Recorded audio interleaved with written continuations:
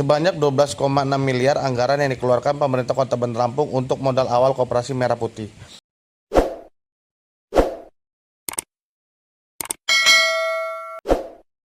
Wali Kota Bandar Lampung Eva Duyana mengatakan pihaknya menganggarkan 100 juta setiap kelurahan yang ada di Bandar Lampung untuk modal awal Koperasi Merah Putih.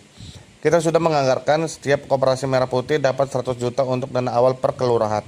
Karena ada 126 kelurahan jadi total 12,6 miliar, ujar Wali Kota Bandar Lampung Eva Duyana saat memberikan sambutan dalam kegiatan pemberian penghargaan kepada tokoh koperasi di Aula Semergo, Pemkot Bandar Lampung, Selasa 22 Juli 2025. Hari koperasi kita langsung semua notaris semua koperasi Merah Putih yang ada di Bandar Lampung, surat-surat kan semua udah kelar, notaris juga udah kelar semuanya, dan kita memberikan bantuan 100 juta per koperasi Merah Putih yang ada di Bandar Lampung, modal awal.